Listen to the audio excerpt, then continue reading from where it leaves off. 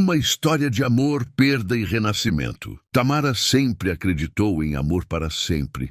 Acreditou em promessas ditas no altar, em planos feitos de mãos dadas, em um futuro que parecia certo demais para dar errado. Ela era uma atriz consagrada, amada pelo público, respeitada por seus colegas. Quando conheceu José, também ator, sentiu que havia encontrado seu par perfeito.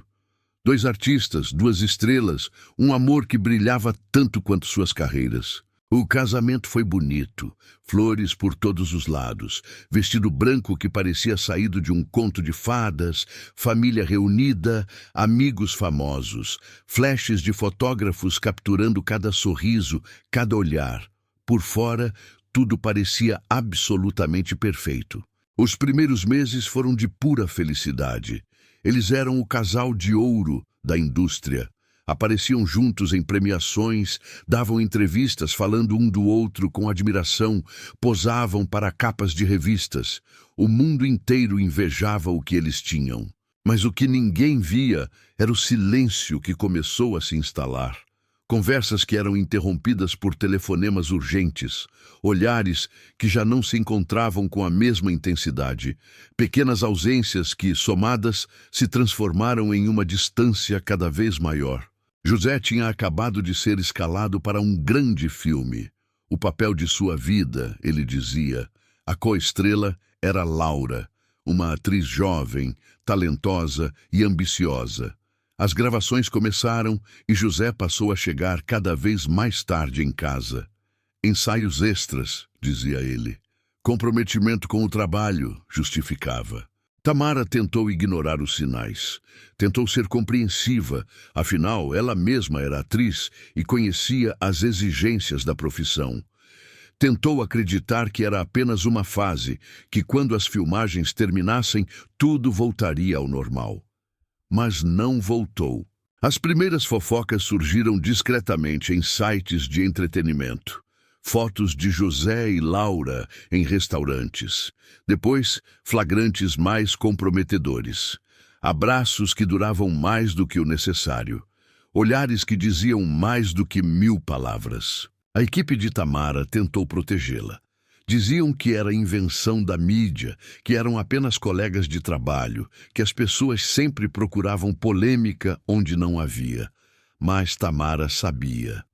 Uma mulher sempre sabe.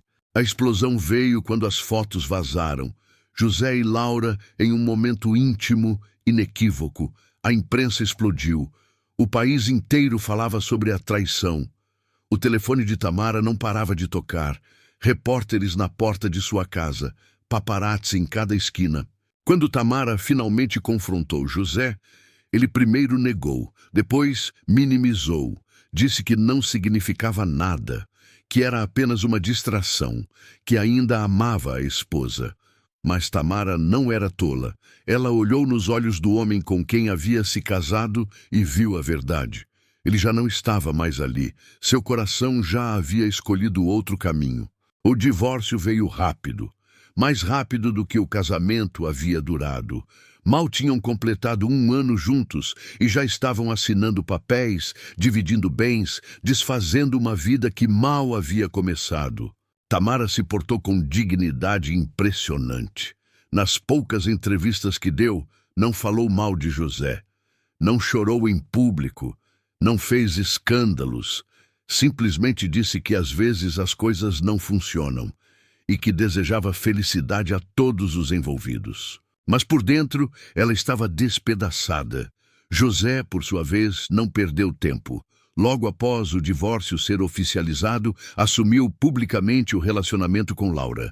Apareceram juntos em eventos, declarações de amor na imprensa, uma nova história começando sobre os escombros da anterior. Tamara se fechou. Nos dias, nas semanas, nos meses seguintes, ela evitava sair de casa, evitava ligar a televisão e se deparar com imagens de José e Laura, evitava perguntas de amigos bem-intencionados, evitava até mesmo espelhos, porque não reconhecia a mulher que via refletida. Sua melhor amiga, Beatriz, que também era sua empresária, insistia que ela precisava voltar a trabalhar. não pelo dinheiro, mas pela sanidade mental. Você não pode deixar que isso te defina, dizia Beatriz. Você é maior que essa dor. Mas Tamara não se sentia maior que nada.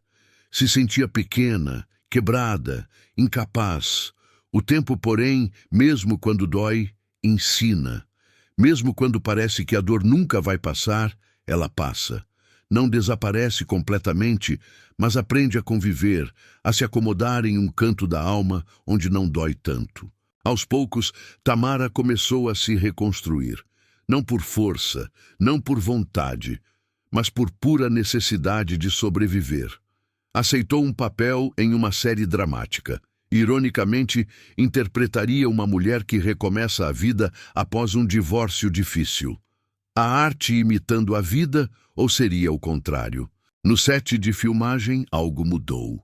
Ao interpretar aquela personagem, ao viver aquela dor de uma forma controlada, em cenas que podiam ser cortadas e refeitas, Tamara começou a processar sua própria história. Voltou a trabalhar. Voltou a rir, ainda que no início o riso viesse com culpa, como se não tivesse permissão para ser feliz. Voltou a sonhar, mesmo com medo de que os sonhos pudessem quebrar novamente. Aprendeu algo fundamental: amor não é pressa. Amor não é promessa vazia. Amor não é medo de perder. E foi justamente quando ela parou de procurar, quando finalmente fez as pazes com a ideia de que talvez estivesse destinada a ficar sozinha, que alguém entrou em sua vida. Mário era um cantor bem-sucedido, não um desses artistas que precisam de escândalo para vender discos. Era talentoso, respeitado, discreto. Eles se conheceram em um evento beneficente onde Tamara estava sendo homenageada por seu trabalho social. Ele derramou bebida acidentalmente perto dela. Pediu desculpas rindo, sem a pose que a maioria dos artistas mantinha. Ela riu também. Foi um momento simples, sem glamour, sem cálculo. Apenas dois seres humanos tendo um encontro casual. Começaram a se falar. Mensagens sem compromisso, encontros casuais que se tornaram encontros planejados. Jantares discretos, longe dos holofotes. Conversas sobre tudo e sobre nada. Mário não tentou salvá-la, não tentou consertá-la, não chegou com promessas de amor eterno ou declarações grandiosas. Ele simplesmente a conhecia, perguntava sobre seus medos, ouvia suas histórias, compartilhava as próprias vulnerabilidades. Pela primeira vez, Tamara não precisava se moldar para caber em um relacionamento. Não precisava ser a esposa perfeita, a artista sem problemas, a mulher que tinha tudo sob controle. Ela podia ser apenas Tamara, com suas cicatrizes, suas dúvidas, suas imperfeições. E Mário a aceitava exatamente assim. O amor veio devagar. Não tinha a intensidade avassaladora que ela havia sentido por José. Não tinha aquela urgência, aquela paixão que queima rápido e consome tudo. Era diferente, era maduro, era seguro. E dessa vez, Tamara não confundiu intensidade com profundidade. Houve um momento, meses depois de estarem juntos, em que Tamara finalmente verbalizou seus medos. Estavam na casa dela, depois de um jantar tranquilo, e ela disse: "E se eu não souber mais amar? E se eu escolhi errado de novo?" Mário pegou sua mão e respondeu com uma simplicidade desarmante: "Então escolhemos errado juntos, mas escolhemos, e isso já é alguma coisa." Foi naquele momento que Tamara soube. Aquilo era diferente, aquilo era real.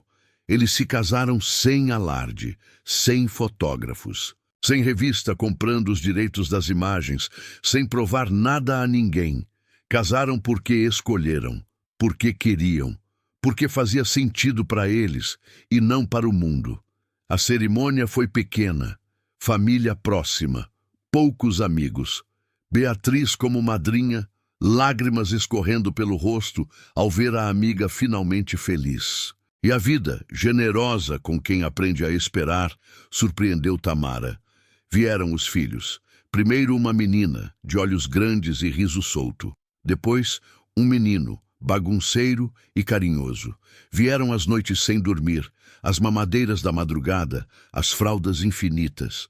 Vieram as risadas altas ecoando pela casa. Veio o cansaço feliz de quem está construindo algo real. Veio uma família construída sobre algo que ela nunca tinha vivido antes. Paz. Não era a ausência de problemas. Problemas sempre existem. Era a certeza de que, acontecesse o que acontecesse, eles enfrentariam juntos. Era a segurança de poder ser vulnerável sem medo de ser abandonada. Era saber que o amor ali não dependia de perfeição, mas de escolha diária. Anos se passaram. Tamara continuou atuando, mas com outro propósito. Escolhia projetos que a tocavam, não os que pagavam mais ou davam mais visibilidade. Mário seguia com sua música, sempre discreto, sempre talentoso. Eles construíram uma vida longe dos holofotes. Uma casa com quintal, onde as crianças podiam brincar, jantares em família. Fins de semana sem compromissos. A simplicidade que o dinheiro não compra. Hoje, quando Tamara olha para trás, ela não sente vergonha do primeiro casamento. Não sente raiva de José. Não sente amargura pela dor que viveu. Ela sente gratidão. Gratidão porque foi ali, naquele casamento que não deu certo, que ela aprendeu o que não era amor. Foi naquela dor que ela descobriu sua própria força. Foi naquele fim que ela entendeu o que realmente importava. Foi preciso quebrar para aprender a se reconstruir melhor. Foi preciso perder para entender o que valia a pena guardar. Foi preciso aquele divórcio devastador para que ela pudesse reconhecer o amor verdadeiro quando ele finalmente chegou. Ela entendeu que finais não significam fracasso. Significam redirecionamento. Significam que algo melhor está por vir, mesmo que a gente não consiga ver isso através das lágrimas. E que algumas histórias precisam acabar cedo, muito cedo, para que outras histórias, muito mais verdadeiras, muito mais profundas, possam começar. Às vezes, Tamara pensa em mandar uma mensagem para José. Não de raiva, não de cobrança, apenas obrigada. Porque sem aquele fim, ela nunca teria encontrado seu verdadeiro começo. Mário olha para ela. Ela olha para ele, sorriem. Não precisam dizer nada. Está tudo ali, naquele olhar. Está todo o amor, toda a escolha, toda a paz. E Tamara finalmente entende o que significa amor para sempre. Não é aquele que promete nunca acabar. É aquele que escolhe recomeçar todos os dias. É aquele que fica, e ficou.